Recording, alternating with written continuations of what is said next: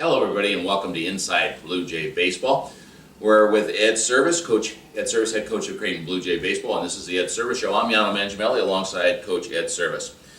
Coach, this past week, the Valley came out with their preseason rankings.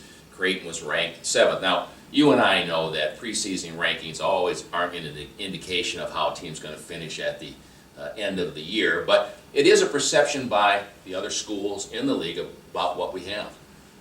Yeah, I think, again, we're going to find out here real shortly how accurate this all plays out, but I don't put too much importance on these polls. We did talk briefly with our team yesterday about it, more as a motivator to try to get us to do, a little bit better than what a lot of people anticipate. I think they underestimate the returning players and the caliber of players that we do have returning.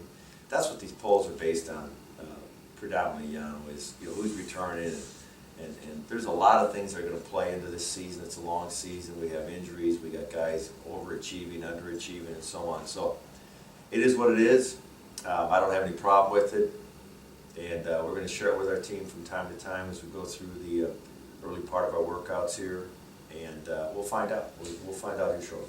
No surprise on the poll. Missouri State is picked first. Indiana State is in a tie for third. Those are two teams that also went to the NCAA Regional. Last year they've got a lot of players coming back. This is a strong league this year. I mean, there's a lot of frontline pitchers. A lot of people are anticipating that the Indiana State left-hander Sean Manaea may be the first pick in the country next year. So we haven't had a chance to say that too often here in the Valley, but it's a very competitive league this year. I think from top to bottom, it's as good as it's been since I've been here, and I've been here now 16 years. So there usually has been a couple teams that have been very good at the top, and maybe a couple at the bottom that haven't been very good. But up and down, these Friday night games are going to be special, and it's going to be as good a league as we've had since I've been here. We'll talk a little bit more about each team during the course of the season as we do a weekly Coach Servais Show. Coach, we last time you and I met, we talked briefly and just gave the date for the steak fry, but coming up this Sunday, February 10th, we will have our annual steak fry. Yeah, and again, we're looking forward to that. I know the players are excited. It's it gets us into the mindset that our season is truly here, and obviously we're 5 days away from playing once the steak fry gets here on February 10th. It's an opportunity for our players to mingle with some of the people who have supported us throughout the years. We've had some nice crowds here recently. We've changed venues a lot during the course of the last several years with our steak fry. We're having it at, what's the name of that place again? Slow Down. Slow Down. And worked out pretty well for us last couple of years doing it over there. So again, February 10th, I believe we're kicking it off at 5 o'clock. We're trying to do it a little earlier so that folks that have to travel and get organized for their weekly activities can do so. If you're interested in attending the steak fry, you can contact Barb Epps. That's BEPPS at creighton.edu, and she will give you information on the steak fry. It's $40 in advance. Kids can come and eat free, not steaks, but hot dogs. And we're thankful for our good friends of the program, personal friends of mine, personal friends of the program. Mike McKernan and Subby Ansel will not only donate the steaks, but they'll cook them for us, and that's a great deal. We hope it's a little warmer because they do that cooking outside, so we hope it's a nice day for them, and they've done a tremendous job for us all these years, and we certainly want to acknowledge that and thank them. Well, as my Italian grandfather used to say, come down and get a nice juicy steak on Sunday, February 10th. Coach, I had a couple questions about recruiting rules. We see a lot of articles in the paper, but they relate to football. NCAA has changed recruiting rules, but they also apply to baseball. On August 1st, latter part of the summer, these rules will kick into play, and the new rules that will affect a lot of us in the coaching profession will be unlimited phone calls, which means right now you're only allowed to phone call a recruit once a week. There'll be unlimited text messaging, which will be interesting to see how that all plays out. I hope we don't put too much pressure on these recruits by phone calling them multiple times a day, by sending them multiple text messages. It's going to be interesting to see how this all plays out.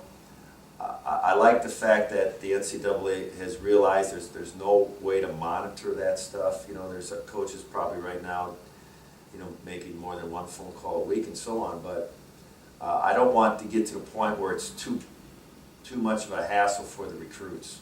So we're going to have to talk a lot with Spencer and Tom, our two assistants, who will be doing some of this phone call and text messaging to find out what the balance is. So we do it enough that we let the recruit know that we're very interested in them, but not to the point where we go over the top and it becomes a burden to the recruit. So it'll be interesting to see how it all plays out. I noticed in reading the rules, Ed, that, and maybe this only applies to football, that you can have a separate staff that is just in charge of recruiting. Does that also apply to baseball, and will that be a detriment to a school the size of Creighton? I mean, we're not a BCS type school. I think that's going to be across the board with all sports. It will be interesting to see how that affects baseball. Is some of the programs that have maybe different resources than what we have are able to hire a guy just in charge of that. I would be surprised if they don't. Usually everything starts in football and trickles down. So I would imagine football staffs are already getting in place for this to take place here on August 1st. You're going to see it trickle into basketball. And then normally the next place it ends up coming in is baseball. We may be a year or two out from this really affecting our sport. I don't think it's going to have much play for us here at Creighton, but I think you're going to see some of these larger institutions incorporate that. But you'll see it first at the football level, and then there'll be a trickle-down effect. Should be real interesting to see how that does play out, Coach. You're exactly right.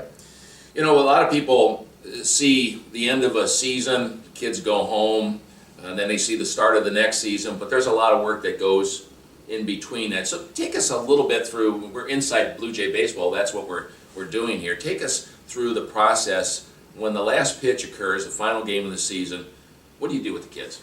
Well, we do, Yano. We've been lucky the last couple of years to finish a little bit later and get to a regional. But what we'll do is, as soon as we get back from that regional the last couple of years, we had a team meeting the next day. We then have individual meetings, exit meetings with all our players. I meet separately with the seniors and thank them for all the good that they did for our program during their time here. And then with all the returning players, we have individual meetings with them, and then we set them out on their college assignments. We've been very cautious with our pitchers the last couple of years, not to send many pitchers out because a lot of them throw a lot for us in the spring. But our position players, we normally give them 3 to 5 days to kind of gather themselves a little bit, go home, get organized, and then off they go to their summer assignments. That usually takes them through the month of June and July. Most of those summer leagues are completed by the first part of August. The player will then go home for a couple weeks, kind of get away from baseball a little bit, do some things he'd like to do, and then he reports to us usually the last week in August, and we normally start the first week in September with fall ball. That'll take us through the next 5 or 6 weeks. That'll get us to fall break for the student athletes, usually the second week in October. They go home for a week. And then when they come back from fall break, we're into our conditioning phase, our skill development phase. The NCAA only allows us to have 2 hours a week with our players in skill development, and then we get 6 hours of conditioning and strength training.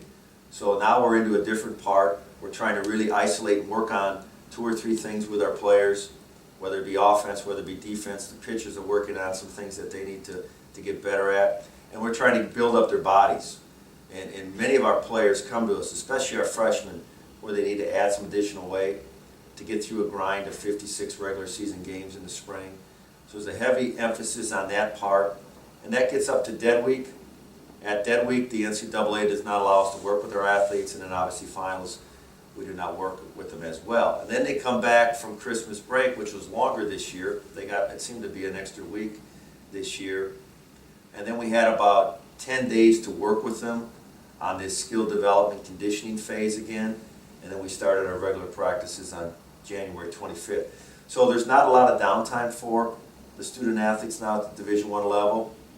The NCAA kind of chops it up a little bit and makes sure that you're not spending too much time with them during their non-traditional or off-season.